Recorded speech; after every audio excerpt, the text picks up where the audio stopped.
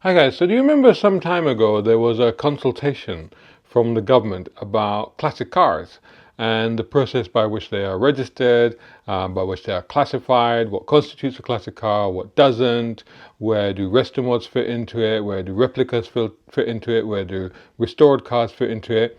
It was quite extensive. I'd covered it at the time, and we haven't heard anything more about it since. However, somebody recently forwarded me a link to a government website, which I'll put in the description below, which basically collates the responses that they got. So this isn't the plan of action, but this is the responses that they've got.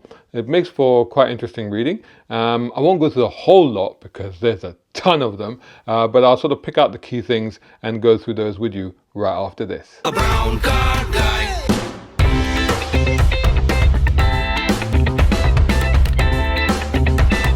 Brown car guy. So just as a recap, in 2024, last year, the DVLA, Driver and Vehicle Licensing Agency, and the DFT, Department for Transport, launched a call for evidence to gather insights on how to update policies governing the registration of rebuilt, kit-built, radically altered, reconstructed classics, and vehicles converted to electric propulsion, so classic cars that have been converted to electric. The consultation ran from 9th of May to 4th of July 2024, and it invited views on 9 key areas, including historic vehicle definitions, the role of Q registration numbers, vehicle identification numbers, VINs, and comparisons with policies in other countries. There were, in fact, 1,371 responses received. The vast majority of those were actually from individuals. I actually did respond as well, and I did urge a lot of you through my Facebook and YouTube pages to respond as well. So in fact, 1,162 individuals responded, and there were 129 organizations, including vehicle owners clubs, manufacturers, and restorers, that also responded. The questions that were in the survey covered background questions, including whether those responding to the call for evidence were doing so on behalf of an organization or as an individual, so that's where they could tell who was what. Those responding on behalf of an organization were asked to indicate the type of organization they were responding on behalf of. They asked for what the respondents' views were on current policies and whether these were still relevant. They asked whether there would be separate policies needed for historic and classic vehicles and vehicles converted to electric. Whether the DVLA should consider setting up independent advisory groups, whether they should consider best practices from other countries to be implemented here in the UK, and whether the current policy of assigning Q registration numbers to vehicles that have been modified is still relevant. Let's start going through some of these questions. This will take a while, so sit back, get yourself a cuppa. I can't because I'm fasting, but anyway, I'll soldier through. I'll be all right, don't worry. Right, so number one, let's look at this. Historic and classic vehicles, the definition and registration process. What defines a historic or classic vehicle? Well, 27% of the people that responded suggested that 40 years or older, which is the current actually guidelines, is a classic car. 20% proposed 30 years as a threshold, and 18% argued for 25 years. And then other factors included rarity, production, discontinuation, and historical significance. And to be honest, I'm with that 20% bracket definitely, maybe even the 18% bracket, because I think 40 years is wrong.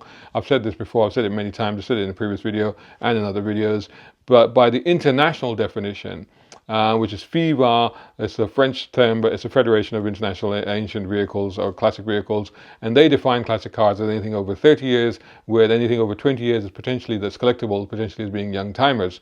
So I think our definition here in the UK is wrong. So I don't know why 27% have said that 40 years or older is correct. I think that's wrong. I think 20% have said that it should be 30 years, maybe even 25 years, but definitely at least 30 years or older. And there should be exemptions made, special provisions made for something that is rare or discontinued or is historically significant. Should there be a separate registration process for historic vehicles? There were a number of suggestions made. 49% said that the current process should remain. 7% suggested improvements to the existing system. 7% emphasized the importance of retaining age-related registration numbers. Some of the quotes that were given, some of the people that responded and the quotes that they have picked out, I think the current process works generally, although requirements for major component changes are overcomplicated. Any of the vehicles will have had changes. I think that's a fair point because, unless you're talking about something that is completely 100% A-list concourse, most classic cars have had some kind of changes, from simple things to just operating the brakes or maybe even changing the bushes or something like that aren't original specification but improve them, to quite significant things like operating the engines, right? Somebody else said it's important to maintain the history and provenance of these vehicles, therefore it is imperative they keep the original registration marks to show the age and heritage of these vehicles. Yeah, I mean, don't disagree with keeping the original registration numbers. The majority of people, 86%, said that there is no need for a specific series of registration numbers for historic and classic vehicles. So this is like should there be a separate registration system? There are in some countries. So for example, I know in the UAE, you can get historic plates for cars, which actually look quite cool and quite funky and mark them out as something special. So, I suppose it could work, but I think over here people like the fact that you can tell the age of a car by the number plate.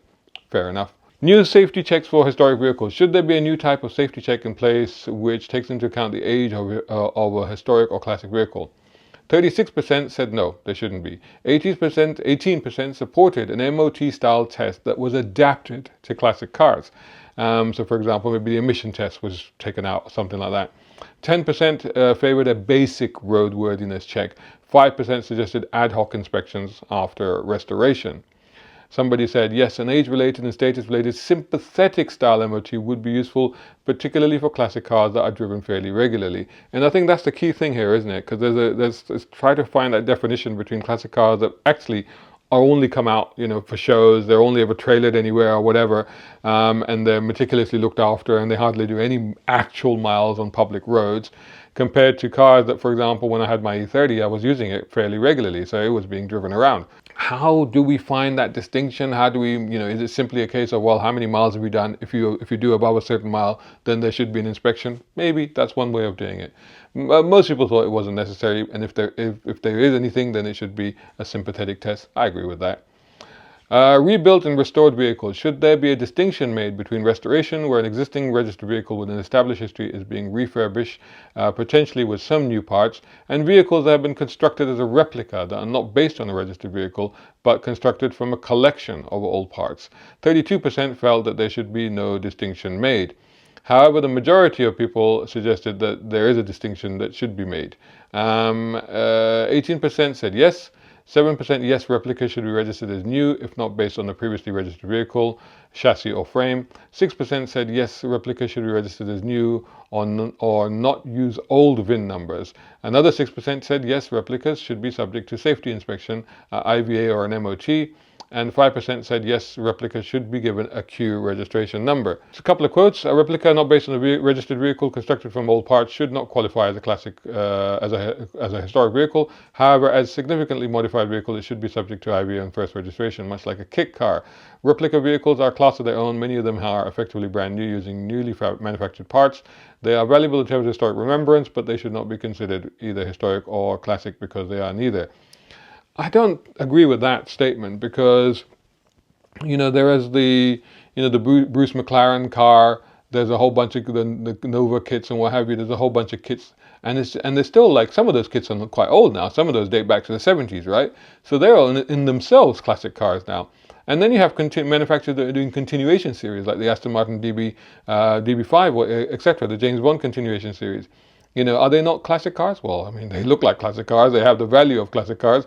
So again, it's something, with all of these questions, every case needs to be judged, I think, on an individual basis. And I think with some of the cars where somebody just made a cheap looky-likey, then you go, all right, that's just a kit car.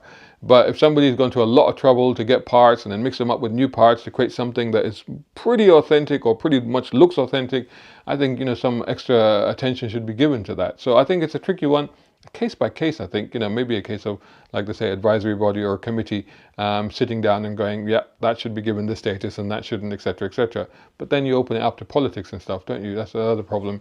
Reconstructed classic scheme. What do you think should be the definition of a reconstructed classic vehicle? There were various combinations of definitions provided, the main ones being, this was 12%, reconstructed to the same design specification as the original vehicle. 12% said built using all or a majority of period parts. 10% said original chassis, engine, body or gearbox remaining. I mean, if you've got the original stuff, then it's the classic car. Then it's the original car, isn't it? I mean, I don't see how that's a reconstructed. That's just a restored version of the original car. Of course, you're going to use some other parts because maybe the parts are simply not available. If you're building something that is built to the specification of the original car, then that's a continuation car, surely. And if it is built using all the majority of period parts, then again, I think that's a restoration. So I'm not sure about this reconstructed thing. Some quotes there. A car which has been built up from mostly original components from scratch, but long after production for that model finish is a reconstructed car. Reconstructed with period parts, but allowing upgrades for safety. Another quote, reconstructed classic vehicle still retains original historical parts, such as the chassis and hence the chassis number, but features replacement, altered or new components such as drivetrain, power steering, air conditioning, etc., etc. If you think the current guidance is still relevant, please provide evidence and reasons to support your views. 40% agree that the current guidance is still relevant. However, just under 40% believe that the current guidance is no longer relevant and should be updated. Some suggestions for improvements have been themed as, well, 16% said the guidance is no longer relevant or needs updating in general. 9% said it fails to acknowledge that some new components is unavoidable. And I think that's a fair point, because a lot of these cars, you simply can't get the parts. And people are either 3D making these parts, 3D printing, making the parts, or just remanufacturing the parts, or, for example, I used to own a Supra, and I asked some of the club guys, I mean, they all have the tailgate rust issue, and somebody said that, someone in America is now making a fiberglass version of that, which is exact same specification, but of course it doesn't rust. Well, I mean, it looks the same, does the same job, but it's better, so what's wrong with that?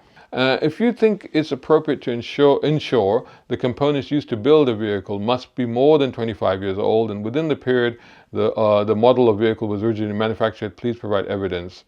The majority disagree that this is appropriate, and I also feel that I don't think that, like I said, the parts could be brand new. Somebody could just make them now, but to the original specification, or 3D printed, or even improved part, then why not? So 28% disagree that it should not have the parts from 25 years ago. And 15% disagree should be about the original specification rather than the age of the part. 15% disagree and said the safety is more important. True. If you can have better brakes on a car, why shouldn't you? 10% disagreed and said the original parts are not always available, as I've said. Some quotes to go with that. Sometimes original parts are simply not available, and so a remanufacturer close to it is used. It may not change the appearance or function of the vehicle, but it may be of the same functionality. Exactly. Newly made to original or better components should be allowed. As they increase safety, such as brakes, brake lines, disc brakes, replacing drum brakes, etc., ABS, etc., etc., fuel cutoffs and all that. Somebody says the scheme should be scrapped. It takes away people's basic human rights to express themselves through their vehicles. Vehicles have been modified right from the birth of the automobile. I think that's a really good quote, probably the most important quote in the whole thing. Vehicles have always been modified. Way back. You take Ford Model Ts or Model As being turned into hot rods and what have you. I mean, on those classic cars, they've been heavily modified. They've been completely changed, even down to the frame. But they are classic. So, and that's the right of owners and people that love these cars to then express their own personality and their own style through their cars, and I don't see that there's anything wrong with that. There's a difference between concours cars, which need to be original, and then there's classic cars that people just enjoy, and why not? What do you consider to be a replica vehicle as opposed to a reconstructed classic or historic vehicle? Please provide evidence. The main distinctions between a replica as opposed to the reconstructed cars are considered as 25% said it looks like an original but with different major components such as the chassis, bodywork or engine. 24% said replica looks like an original but is built mainly all from new parts. It's pretty much the same as the previous one. 14% replica is an imitation or copy of the original, usually with no history. So that's a continuation car. So that would be definitely a replica.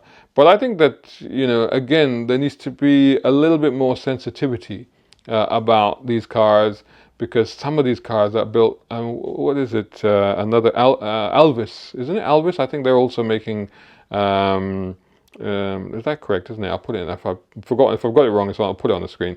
But I think they're also making continuation cars, but to the original plans. But obviously they're using brand new parts because I don't think they have a store of the original parts. But the cars that come out just look like the original, drive like the original, feel like the original. So where do you put those then? Rebuilt vehicles. What do you think should be a definition of a rebuilt vehicle? Please provide evidence and reasons to support your views. Apart from 8% that said no definition is needed for a rebuilt vehicle, but 26% said the definition is that it's rebuilt to original specification using a combination of old and new parts. 7% said it's dismantled with parts restored or replaced and reassembled. 7% said restored vehicle. 6% said original chassis VIN or VRN remaining. I think the 7% that said it's just a restored vehicle, I think it's correct. A rebuilt vehicle is a restored vehicle. I mean, what level of restoration? Fine, from a simple cleanup and a paint job to completely replacing the outer panels and stuff like that with new heritage body parts and stuff like that.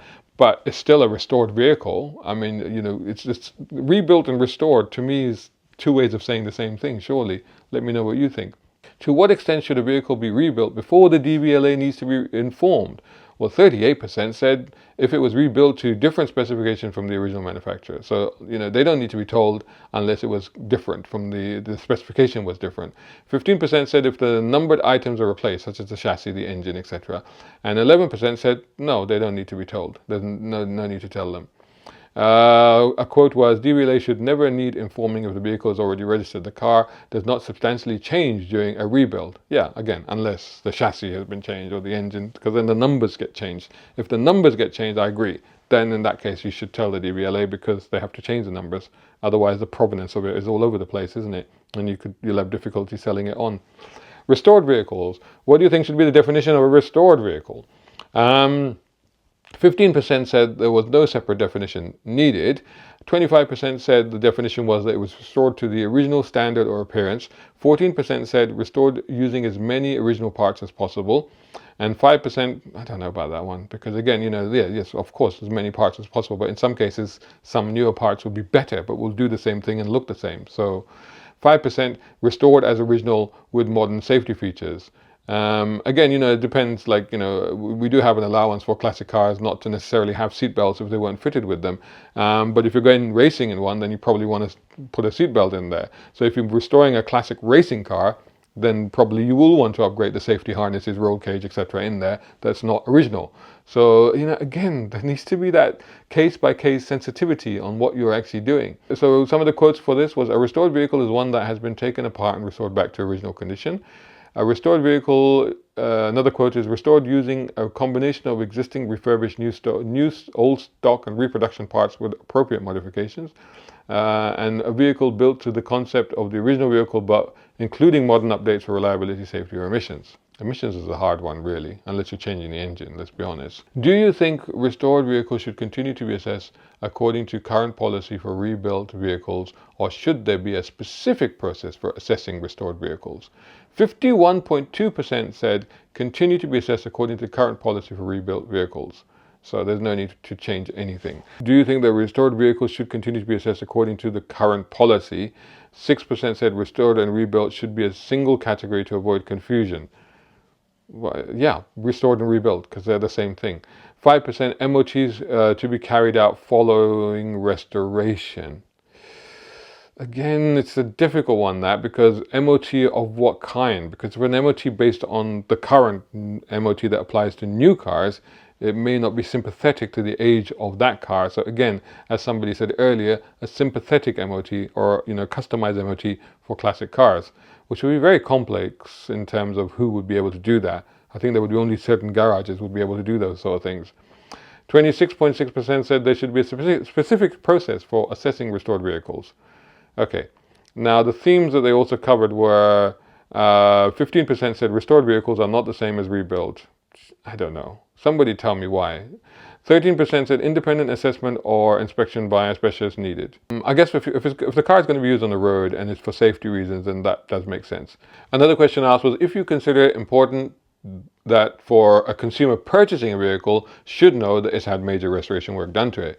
43% said yes, it is important. The main theme being that the documentation or the history of the vehicle should be made available to the buyer, and that should clarify what's been done to it. But 55% said they do not consider it important. The reasons being, 16% said it's the buyer's responsibility to check. That's a bit of a cop-out, really. How would the buyer know if what car has been restored or not? I think the buyer should be told that it's been restored. 13% said any modification should be obvious to an enthusiast. Again, it's another cop-out. That's a bit unfair because a lot of people are moving in, like myself, I'm not mechanically minded. I love cars, I know a lot about them, but I wouldn't necessarily know what to look for. If somebody told me the car is, whether it's standard, original, or modified, or restored, well, modified would be obvious, but if it's restored, I mean, some restorations are so good that you wouldn't be able to tell. 8% said DVLA not be involved. Oh yeah, I agree with that. I don't think you need to tell the DVLA that it's been restored. Again, unless the chassis number, VIN number, engine number has been changed, I don't think you need to tell the DVLA. But I think you should tell the buyer that it's been restored, or what work has been done to it, or has not been done to it. Oh hey, are you liking this video? Then make sure that you hit the like button, make sure that you share, and make sure that you subscribe.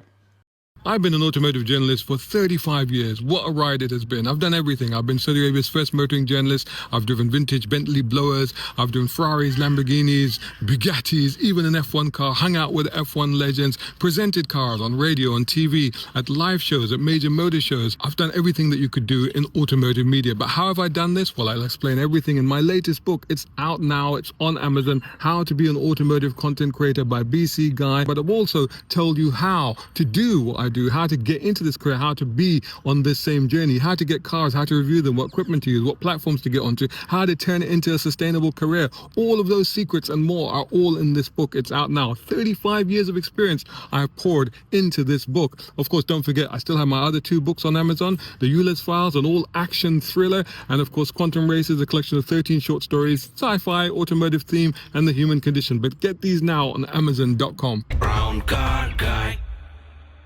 Kit built and kit converted vehicles. If you think the current guidance is still relevant, please provide evidence and reasons to support your views. 43% said the current guidance is still relevant, although not many reasons were provided. Some suggestions for improvements were that 5% said make changes to the testing, build, or usage of the vehicles. 5% also said legislation should be less strict or be fairer.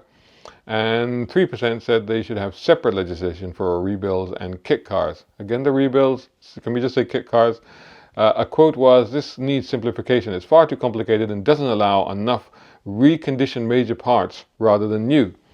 So kit cars are a unique thing, aren't they? Because they could be built on a brand new car, or nearly new car, or used car, but completely look and appear like an older car. Which is kind of cool because it gives a lot of people an opportunity to maybe own a looky-likey of a car that they could never otherwise afford. For example, I remember at an event seeing a Ferrari 250 GTO arriving at an event going, what the hell? Was it a GTO? I think it was just a 250. Anyway, it was one of those. If I find a picture, I'll put it up. And it arrived at an event and I was like, whoa. And from a distance, I was like, whoa, what is that doing here? Whoa. And then when I went up to it, what you quickly realized was it was actually a BMW Z3 converted, but very well converted. And you thought, well, you know what, why not? Because if you like the looks of the car, but you want something that is, the car is too precious, even if you could afford it, it's too precious to just blast everywhere around in it all the time. But if you have something that looks exactly like it, and then you can just have fun with it, I think the conversion, the donor car plus the conversion costs a region of £35,000 compared to say £3.5 million, for example, then why wouldn't you and why not? But is that a classic car? Does it need classification? That's a different question. Certainly the appearance and everything will have changed, and so the DVLA would need to know about that. But should there be a separate category for it? Yeah, possibly. Should reconditioned components be treated as new? If you think reconditioned or remanufactured components should be considered the same as brand new components, please provide evidence. 71% said they believe that reconditioned or remanufactured components should be considered the same as those that are brand new. The main view is that they are often better quality than new components. Yeah, sometimes the construction standards, the metals, the materials, the processes are better now than they were, 20, 30, 40, 50, 60, 70, 80 years ago. So obviously, why not? You should have the better stuff, less chance of it breaking under stresses or whatever, or cracking or causing problems or reliability or even safety issues. Of the 16% who do not agree, few reasons were provided. Although some did feel that new components would be safe, few reasons were provided because there isn't really a reason. It's like, why would you not have something better in the car? Especially if it looks and behaves the same as the original did. So it doesn't make sense to me. Should reconditioned or remanufactured components be assessed to ensure that they meet specification to be used on a different vehicle from the one they were designed for? That's a tricky one, because who would do that assessment? Because it would be, again, it's a case-by-case basis.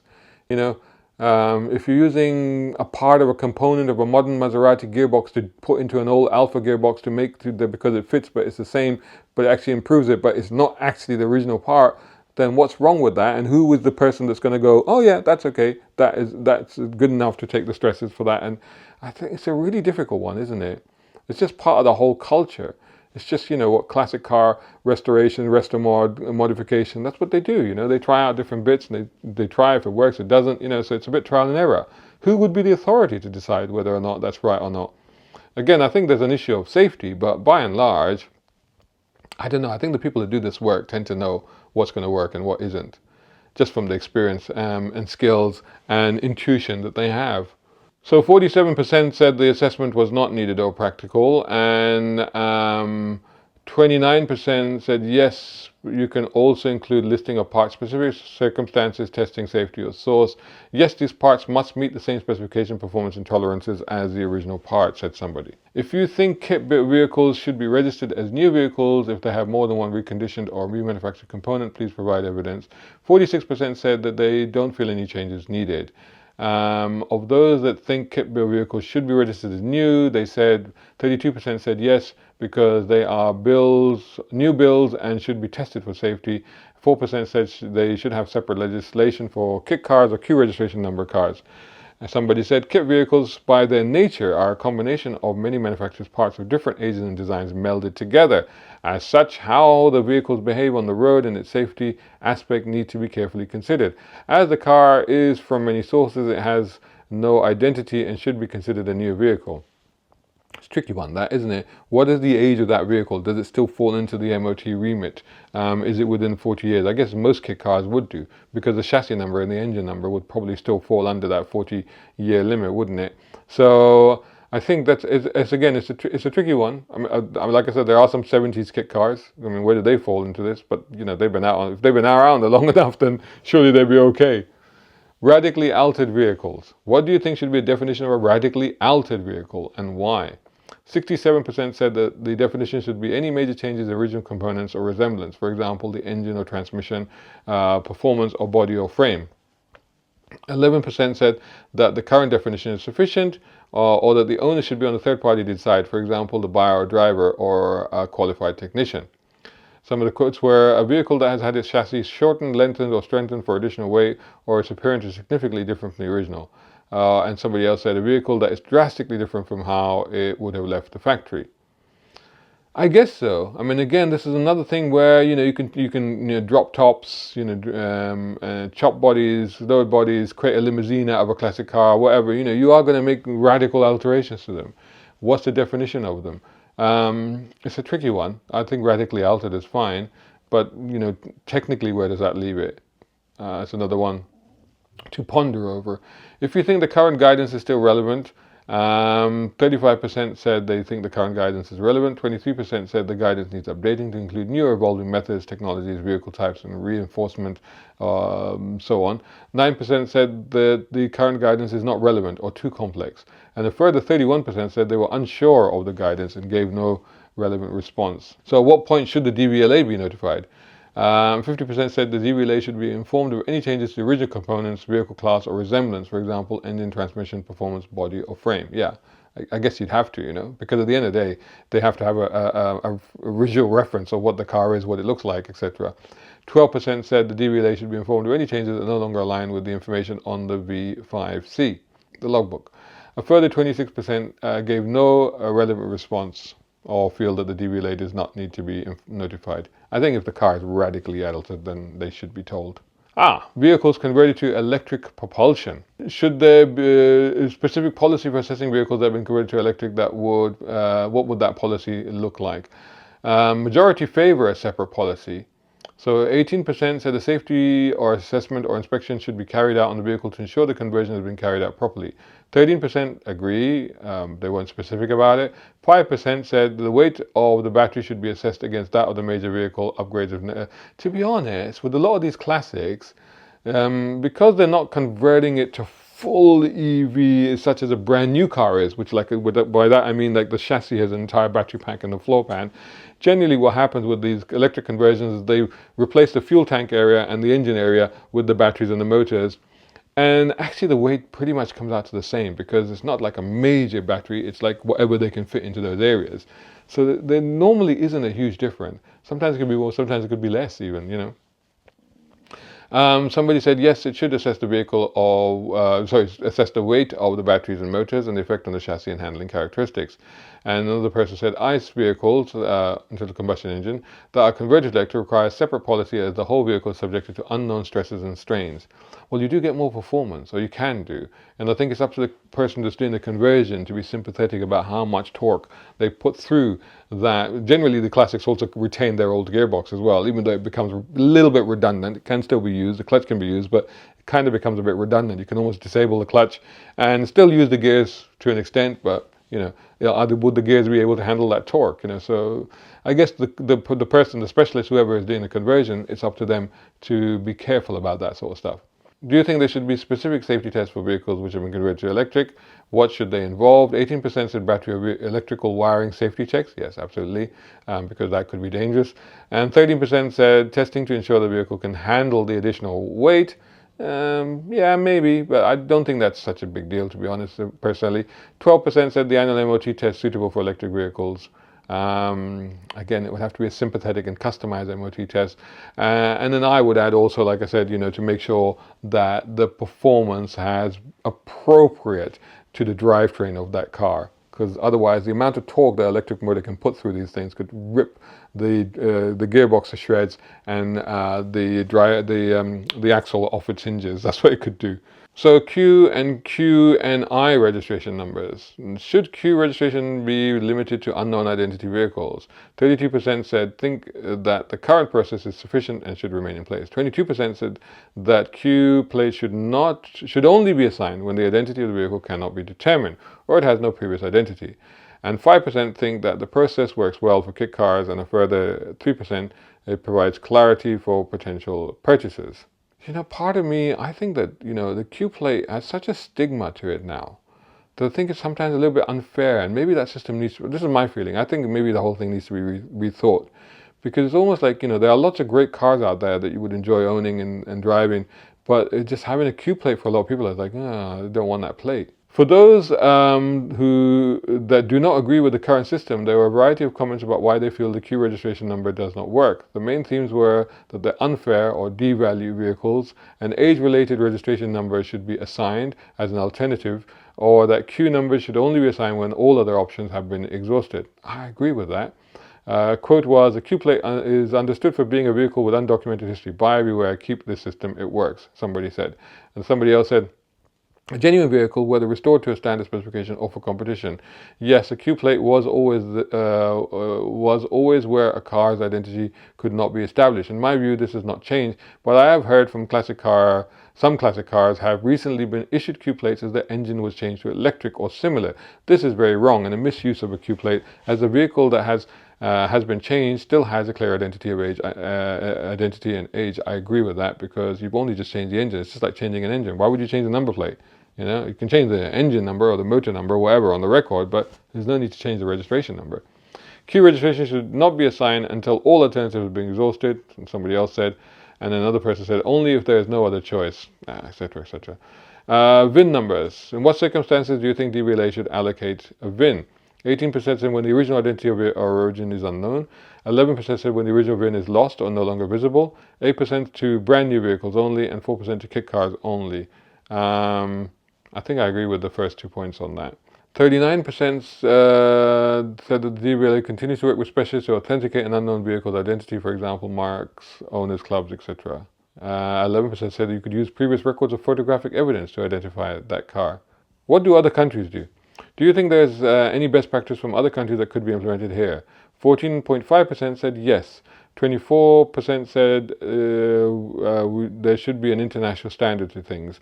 18% said we should adopt the US model. I don't know enough about the US model.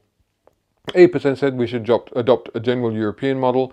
8% said we should adopt the French model. 20.3% just said no.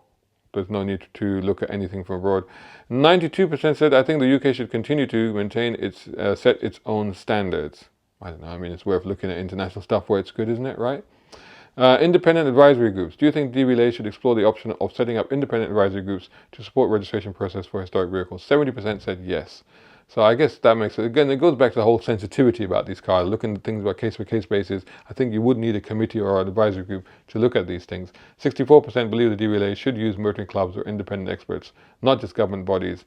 Involve, this is a quote, involve experienced owners of classic cars and classic car clubs when you do this. A lot of people simply do not understand classic cars or their owners. A fair point. 18.9% said no, you don't need to have advisory groups. 24% said independent advisory group does not need to be set up. I don't know why that's different. Seems to be saying the same thing. 17% said setting up a new group would be a waste of money or resource. Well, I don't know. I mean, if it's a voluntary group, I'm sure there's plenty of bodies out there that would do it for that. 16% said DVLA should use motoring clubs or independent experts, not just government bodies. Yeah, I agree. The cost would be prohibitive. Yeah, I mean, again, if you use these experts, then you don't necessarily need to spend money on it or just pay a small consultancy fee, right? Somebody said it would be overly complicated, would be expensive and unnecessarily bureaucratic. Maybe, possibly. 11% said not sure. And 12% said the system is fine as it is.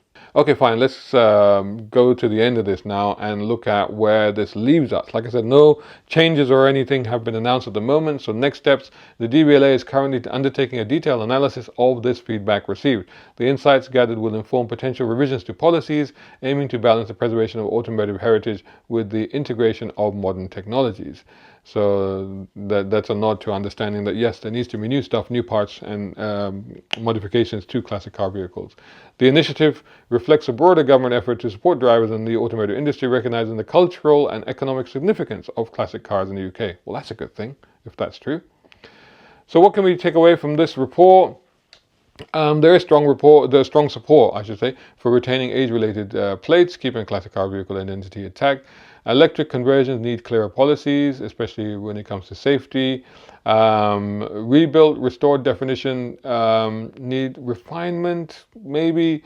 Q-plate should only be used when the vehicle identity cannot be determined, and the DVLA should work more closely with specialists, organizations, clubs, etc. The consultation highlights the evolving nature of classic car ownership and the tensions between preservation, modification, and modernization. The DVLA's final decisions could influence not only classic car enthusiasts but also businesses involved in vehicle restoration, modification, and electrification. For now, it seems that likely that small tweaks rather than any sweeping reforms will be made, although the increasing demand for flexibility in EV conversion and historic vehicle classifications may push for bigger changes in the future. So I think that generally there isn't anything that massively stands out from this. I don't think, if the government makes any massive changes to things based on this report, then they're just going to be making that out, because nothing like that comes across in the findings that we've got here. I think the consensus is generally everything is okay as it is, and we need a little bit more refining and sensitivity towards certain modifications and tweaks and changes, and certainly the electrification of classic cars. But other than that, I don't think there needs to be a huge amount done. That's what I get from it. Let me know what you get from it. Make sure that you hit like, share, and subscribe. And I look forward to hearing your comments on this, and I'll catch you all in the next video. Shout out time, guys. Thank you so much. Hey, if you enjoy my content, why not get involved? Buy me a coffee. You can do that at either of these links. Or if you're watching on YouTube, buy me a thanks or take out a membership. It all helps. It really does.